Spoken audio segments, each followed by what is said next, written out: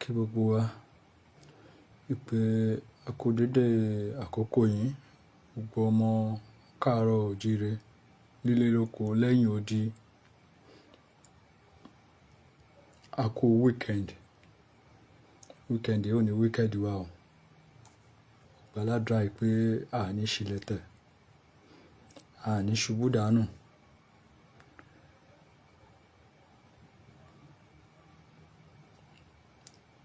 A kú dédé àkókò yìí lẹ́ẹ̀kan sí. Tí ẹ bá wo ojú móhùnmáwòrán wa, ẹ máa rí àkọlé ètò wa fún ti alẹ́ ní.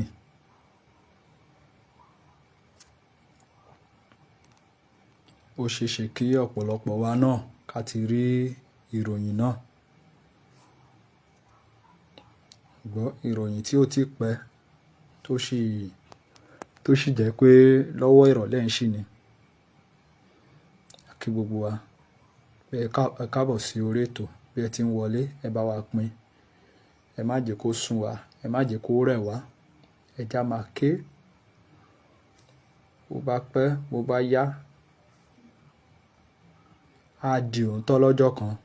Ẹ bá wa share program yìí, ọwọ́ tí ẹ fẹ́ wá fi ń share, ẹ ní fi gbọ́mọ sí. Mo gbàládùra sẹ́, mo ní ọwọ́ tí ẹ fi ń share program yìí, mo ní ẹ ní fi gbọ́mọ sí. Ìrànlọ́wọ́ kan tí mò ń tọrọ lọ́wọ́ yín nìyẹn. Ẹ bá wa máa share. Ilẹ̀ Yorùbá ò gbọdọ̀ bàjẹ́ ṣojú ẹ̀mí wa. Ká dẹ̀ dákẹ́. Ó ṣèwọ òrìṣà. A gbọdọ̀ dákẹ́. Nípa ìdí èyí, tí a bá ti ń wo orí program tẹ̀ ń rí wa, ẹ̀ ń ṣàmọ̀ pé kì í ṣe fún ìmọ̀ tara wa nìkan la fi ń mú gbogbo ilé wa. Kì í ṣe fún ìmọ̀ tara wa nìkan. Láti wí pé kí gbogbo wa náà ká lè jọ wà lálàáfíà nílẹ̀ káàárọ̀ oòjíire. Kílẹ̀ káàárọ̀ oòjíire kó má tójú ẹ̀mí wa bàjẹ́. Torí pé ẹ̀yin àgbàlagbà ní ẹni kò bàjẹ́ láyé olúgbọ́n, kò bàjẹ́ láyé àrẹ̀sà. Bẹ́ẹ̀ ni kò wá ní bàjẹ́ láyé níṣojú ẹ̀mí wa o. Ẹ bá wa gbọ́ lé share button, ẹ share. Ẹ já share. Gbogbo àwọn tó wà ní Ìkòyí ilé kí wọ́n wà vigilant. Kí wọ́n ṣe ọlọ́dẹ fúnra wọn. Kí wọ́n má fojú dí o. Tẹ bá rántí Ìkòyí ilé yẹn ni wọ́n wá sí ní inú ọ̀sẹ̀ tí a ṣì wà nínú ẹ̀yìn. Tí wọ́n ti attack National Park.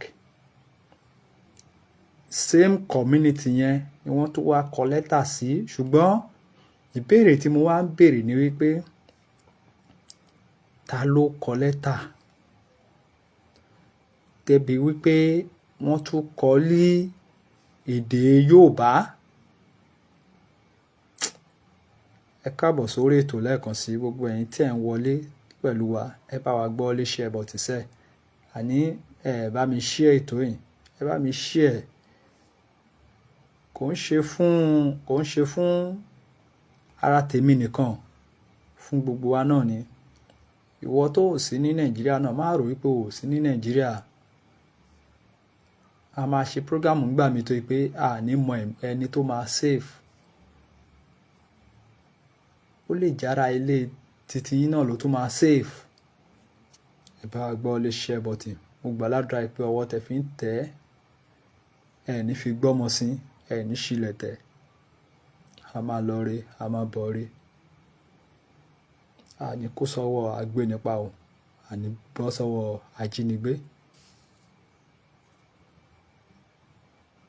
Ẹ káàbọ̀ sórí ètò lẹ́ẹ̀kan sí. Ilẹ̀ Yorùbá ò kúkú ní dàrú.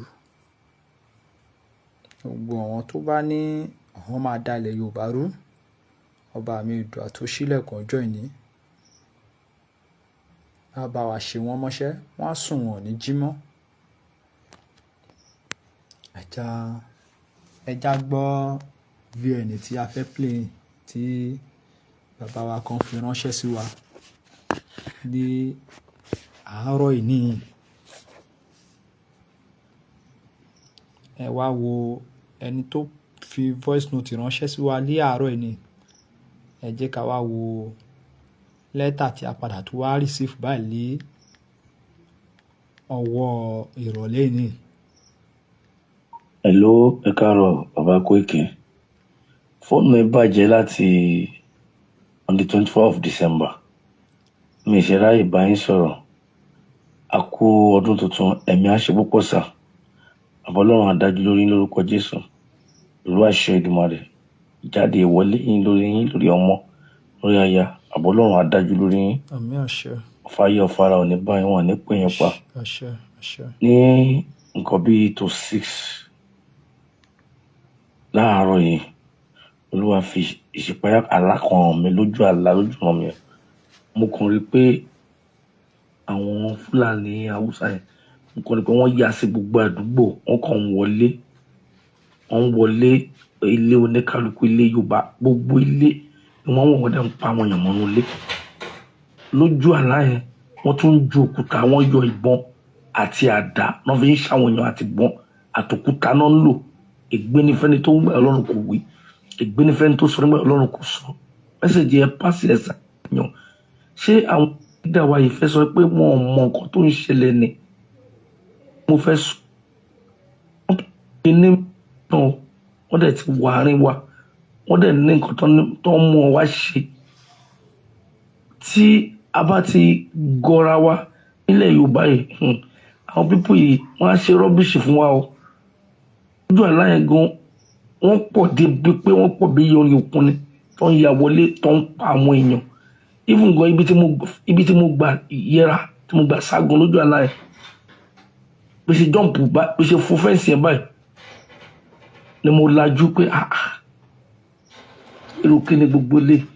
Ẹ jẹ́ ká tọ́jú ara wa gidigidi torí àwọn pípọ̀ yìí wọ́n ní mission o.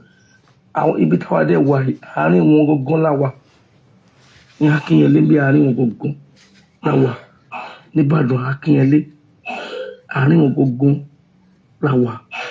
So wọ́n ní plan gbogbo bọ́n ṣe ń wọlé lọ́sàn-án gan, wọ́n ń fojú fílẹ̀ káàkiri, gbogbo ẹ̀ ni wọ́n ń ṣe. Wọ́n tún rán àwọn èèyàn kan máa wo gbogbo àyíká, gbogbo kọ́nàkọ́nà torí tí wàhálà bá ṣẹlẹ̀ sọ̀kan lè mọ ibi tó máa gbà. Àbọ̀ Ọlọ́run á dájú lórí wa. Ẹ bá pàṣẹ mẹ́sẹ̀jì yìí sáwọn èèyàn. Ẹ jọ̀ọ́, wọ́n ní mission o. Gbogbo ilẹ̀ Yorùbá pátápátá ló ní mission. Orí wa ò ní gbàbọ̀dé lágbára ṣẹlọ. Báwo ní kí n pàṣẹ mẹ́sẹ̀jì yìí sí ni? God bless you sir. Ẹ ṣé sir. Ẹ ṣeun bàbá wa. Tí a bá wo VN tí a play in láàárọ̀ ìní ni wọ́n ṣẹ̀ sẹ́ǹdẹ̀ sí wa. Kódà ó yẹ ká ti jáde before ká tó tún wá rí lẹ́tà ilé again. Ṣùgbọ́n dúdà pé à ń ṣe one or two things látàárọ̀, òun ò jẹ́ ká ní àǹfààní láti jáde fún program. Kí ni mo wá fẹ́ fàyọ̀ ńbẹ̀ ni pé pọ́ǹtì méjì kan ni mo fẹ́ fàyọ̀ ńbẹ̀. Pọ́ǹtì àkọ́kọ́, ẹni tó sọ pé òun sùn tóun lálàá pé irú nǹkan bẹ́ẹ̀ lè ṣẹlẹ̀. Ọ̀yọ́ State ló wà ní Akínyẹlé l'Íbàdàn. Ẹ wá wo ibi tí wọ́n kọ lẹ́tà sí. Ìyẹn lọ bẹ́ẹ̀. Ẹlẹ́ẹ̀kejì, the same align. Mo fi títóbi Ọlọ́run ọba mo fi ṣe ẹ̀rí. Mo lá the same align ní December time. Ẹ̀ẹ̀méjì ọ̀tọ̀ọ̀tọ̀, ọjọ́ méjì ọ̀tọ̀ọ̀tọ̀ ni mo lá irú àlàbílẹ̀. Ṣùgbọ́n mo gbà ládùúrà pé kò ní rí bẹ́ẹ̀. Kò ní rí bẹ́ẹ̀.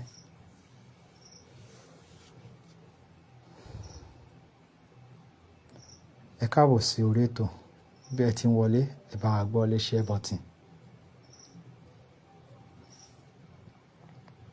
Gẹ́gẹ́ bí ẹ ti mọ̀, ilẹ̀ Yorùbá inú ewu ńlá la wà lọ́wọ́lọ́wọ́. Kò sí anybody tó lè sọ wípé ibi báyìí, àkókò báyìí, dédé àsìkò báyìí ni àwọn ará ibi ni wọ́n lè gbé ṣe wọn síta. Tá bá ti ń rí lẹ́tà àwọn ará ibi, ẹ má jà fi ṣeré o. Ẹ má jẹ́ ká gbàgbé, wọ́n kọ lẹ́tà kan sí ìlú kan lẹ́gbẹ̀ẹ́ Ìsẹ́yìn ní bí oṣù mélòó kan sẹ́yìn. A jáde síta bí a ṣe ṣe program lórí lẹ́tà yẹn náà lélẹ̀. A ṣe program lórí ẹ̀ bí ẹ̀mẹ́ta sí ẹ̀mẹ́rin. Ẹ má bínú, kò ṣe pé àwa náà kì í ṣe pé a níṣẹ́ o, ṣùgbọ́n látàrí pé kógun má bàa kó wa lọ ló jẹ́ ká ń ṣe gbogbo eléyìí tá à ń ṣe yìí. Bẹ́ẹ̀ ni, a béèrè nǹkan kan lọ́wọ́ yín o, ṣùgbọ́n ẹ máa ṣe ìrànlọ́wọ́ fún wa, kẹ́ máa bá wa share. Ẹ máa bá wa máa share. Kò ń ṣe pé àwa náà kò ń ṣe pé bóyá a níṣẹ́. Kò ń ṣe pé àìníṣẹ́ ló dé bá wa táwa náà fi ń ké tọ̀tàn bélé. A ṣe program lérí lẹ́tà tí mò ń sọ̀rọ̀ nípa yìí. Nígbà tí àwọn ará ibi máa wọlé sí ìpínlẹ̀ Ọ̀yọ́, wọ́n wọlé sí Ọ̀yọ́ town tí ẹ bá rántí nígbà náà lọ́hùn.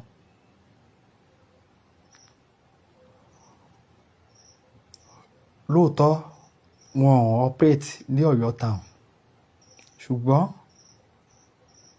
ibi tí wọ́n farapamọ́ sí gẹ́gẹ́ bí ẹ ti mọ̀, àwọn ará ibi wọ́n lè wà níbì kan fún bí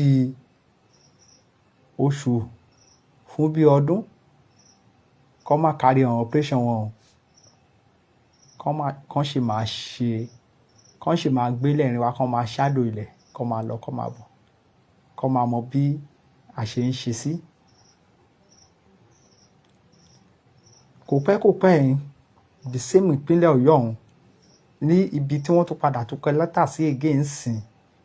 Ṣé mọ̀ pé the same ibẹ̀ náà ni wọ́n ti wá nínú ọ̀sẹ̀ tí a wá yìí tí wọ́n ti wá attack. Kódà ọ̀pọ̀lọpọ̀ àwọn èèyàn ti ń béèrè ìbéèrè àgọ̀ lọ́wọ́ mi wípé ṣé bandit náà ló ń fi Yorùbá tó fi ń kọ lẹ́tà. Mo wá wò pé báwo làwọn èèyàn ṣe ń béèrè ìbéèrè àgọ̀ bélé nígbà tí à ń sọ wípé àwọn ọmọ àlè ti wà nínú Yorùbá, wọ́n ti mísì mọ́ wa. Ẹ tún sọ fún wa wípé ṣé bandit náà ló ń fi Yorùbá ló fi ń kọ. Ọ̀pọ̀lọpọ̀ wọn ta rí tí wọ́n ń da omi àlàáfíà ilẹ̀ Yorùbá rú lọ́jọ́ ìní. Ṣèbí lára àwọn ọmọ àlè tó wà nínú ilẹ̀ Yorùbá náà ni.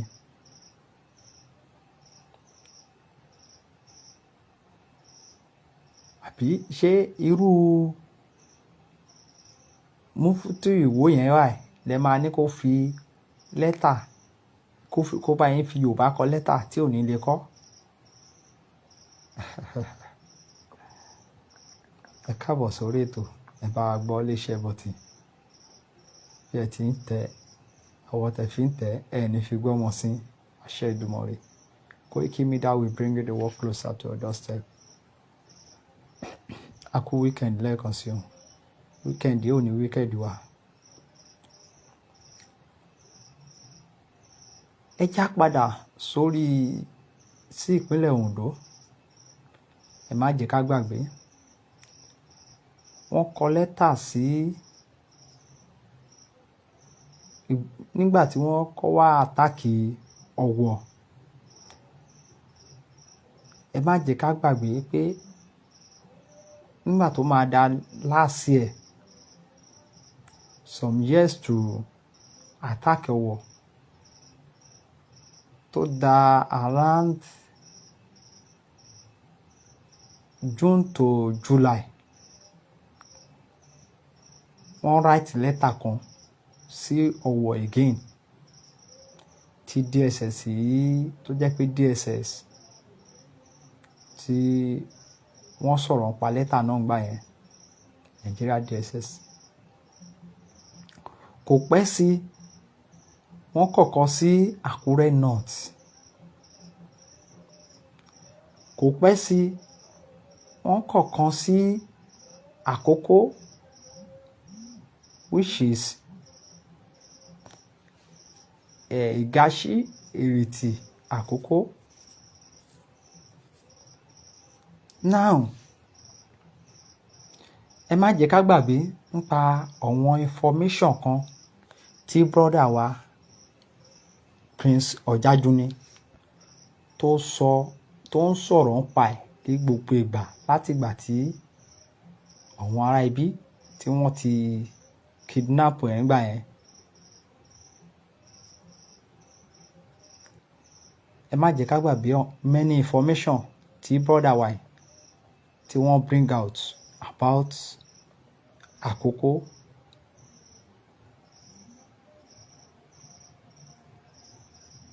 Now brother wa yìí ń pariwo títí kò sí anybody tó response sí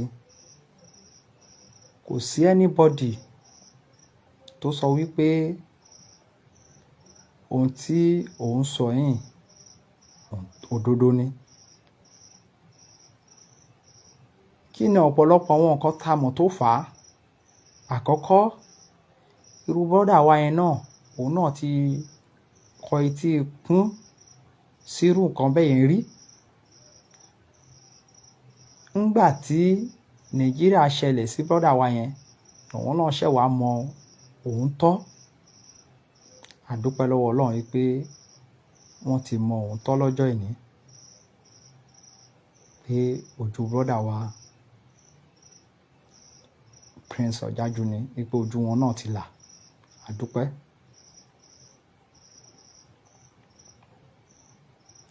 Now ní kò pẹ́ yẹn a rí i pé ní on the first tó jẹ́ ọjọ́ crossover night a wá rí wípé nípasẹ̀ lẹ́tà tí wọ́n ń kọ a rí pé wọ́n wá practice ẹ̀ torí tán bá ní kémi sọ màá sọ wípé wọ́n ṣì wá ṣe warming up lé ìpele under Ọ̀wọ̀ local government. Ẹ máa rí i pé exactly nǹkan tí ó sì ṣẹlẹ̀ nìyẹn torí pé mi tí lè sọ pé wọ́n ti wá ṣiṣẹ́ wọn wọ́n ti lọ. I am very sure they are still coming back. Ìbéèrè mi lálẹ́ ni wípé ǹjẹ́ ó yẹ kí bandit máa kọ lẹ́tà sí wa kí á dẹ̀ wá dákẹ́ kí á wá máa wò kó má lè sí action kankan kí ó má lè ṣe kí ni o kí ó má lè sí action kankan kó má lè sí ìgbáradì kankan. Nísìnyí báyìí àwọn èèyàn tuntun relent ní Ondo State nítorí pé wọ́n á ní wọ́n ti wá wọ́n ti lọ wọn ò lè padà wá mọ́. Ọ̀pọ̀lọpọ̀ wa ìrònú wa nìyẹn. Ẹ já wo the same thing ìpínlẹ̀ Ọ̀yọ́ ṣùgbọ́n ó rọrùn fún àwọn tẹ́ ń tẹ̀lé láti máa fi mọ́tò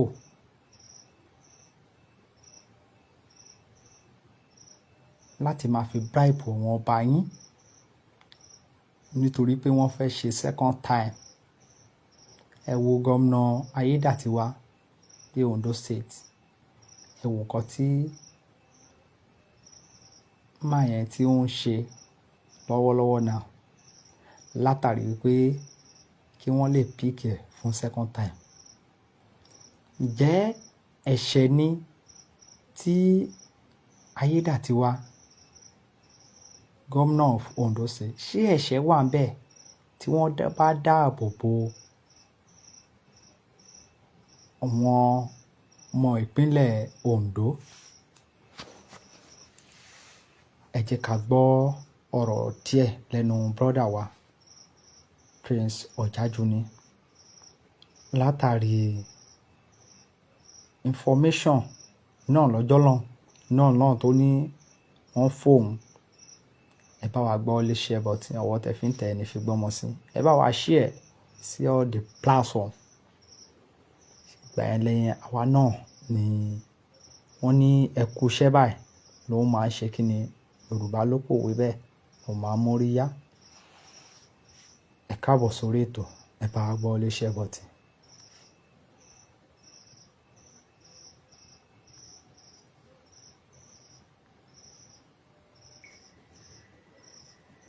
Mo fẹ́ kí gbogbo ọmọ Nàìjíríà àti àwọn ọmọ káàrọ̀ jẹ́ pé ẹ kú ọjọ́ tí Nàìjíríà gba òmìnira lọ́wọ́ British. Happy Independent Day Nigerians and all sons and daughters of Yoruba, because èmi Ọmọọba Ẹniọlá Ọ̀jájúní olórí ọ̀dọ́ Afẹ́nifẹ́re National Youth Council mo ò nígbàgbọ́ nínú Nàìjíríà mọ́. I don't believe in one Nigeria anymore. So kí ni brọ́dà wa ń try àti sọ ń bẹ̀ ni pé wọ́n náà wọn ò ní ìgbàgbọ́ nínú wọn Nàìjíríà mọ́, tó dẹ̀ jẹ́ pé ńgbà kan sẹ́yìn brọ́dà wa kò sẹ́nibọ̀dì tó lè bá wọn sọ ọ̀rọ̀ wípé Nàìjíríà kò ń ṣe ìlú, ṣùgbọ́n ńgbà tí ó ṣẹlẹ̀ sí wọn tó jájó wọn lọ́wọ́, ẹ̀gbọ́n wa cooperate pẹ̀lú wípé ohun tí bàbá Akíntóyè ń sọ òun tọ́ ni o, ohun tí olóyè Sunday Adéyẹmọ Ìgbòho ṣá ń sọ òun tọ́ ni. Ẹ̀gbọ́n wa cooperate pẹ̀lú wa, ẹ̀gbọ́n wa wà pẹ̀lú wa láti gbà yẹn. Fídíò tí mò ń play yìí ó máa jẹ́ fídíò bíi ẹlẹ́kẹta àbí ẹlẹ́kẹrin tí ẹ̀gbọ́n release lẹ́nu ìgbà tí wọ́n kidnap wọn. Nígbà tí ó ṣà ń ká bọ́dà wa lára pé kí ló ṣẹlẹ̀, òun sọ fún gómìnà ilẹ̀ Yorùbá, ẹ̀yin leaders ilẹ̀ Yorùbá yẹn ọba yìí pé òun ní information tọ́wọn ará ibi ìbàyẹ̀ fóun lépa bí wọ́n ṣe fẹ́ carry on operation wọn, ibi tó ń fẹ́ gbé gbà. Ṣùgbọ́n gbogbo yín dákẹ́. Ẹ káàbọ̀ sí orí ètò. Ẹ bá gbọ́ iléeṣẹ́ bọ̀tí. Ẹ já tẹ̀síwájú pẹ̀lú brọ́dà wa. Because what happened to me when I was kidnapped got to make me to understand that Fulani and the Hausas hold this country. The Yorubas and the Igbos and other parts of these people, or part of people that live in Nigeria are slaves. I got that thinking in my head ever since I was kidnapped. And I don't believe in one Nigeria. And let me say this in Yorubas, because what is happening presently in Kwara State, it needs a serious attention. Nígbà tí àwọn Fulani herdsmen tí wọ́n jí mi gbé. Ṣé mọ̀ pé àsàtìgbà tí ẹ̀gbọ́n ṣì ń sọ yìí, ọ̀rọ̀ mátà Kwara kò tí ì lé tẹ́lẹ̀ nígbà yẹn o, kò tí ì lé tẹ́lẹ̀. Ẹ̀já bá brọ́dà wa máa tẹ̀síwájú. Fulani herdsmen tí wọ́n jí mi gbé, wọ́n ní àwọn mẹ́mbà bandit làwọn. In fact, lára àwọn tó jí mi gbé, mo identify nìkan lára wọn tí wọ́n ṣe ìpàdé ààbò ní Katsina State. Tí mo ti ń polongo, tí mo ti ń post lórí status mi sórí post Facebook. Mo dẹ̀ nígbàgbọ́ pé Nigeria Police DSS wọ́n dẹ̀ ń rí wọn pè mí. But nǹkan tí mo fẹ́ sọ yìí, mo fẹ́ sọ torí àlàáfíà àti ààbò ilẹ̀ Yorùbá.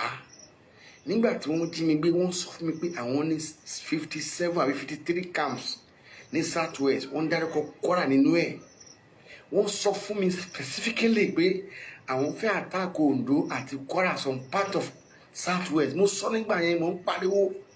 Wọ́n tún sọ pé àwọn kan ní àkókò, àwọn ọba kan ló wà lẹ́yìn àwọn àtàwọn ọba kan nílẹ̀ Yorùbá.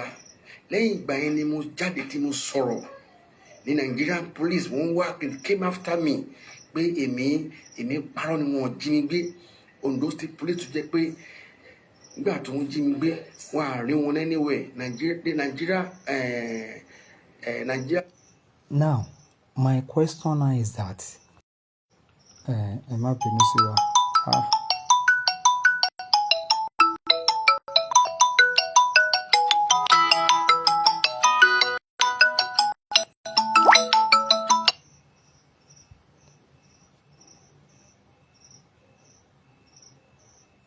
We are so sorry.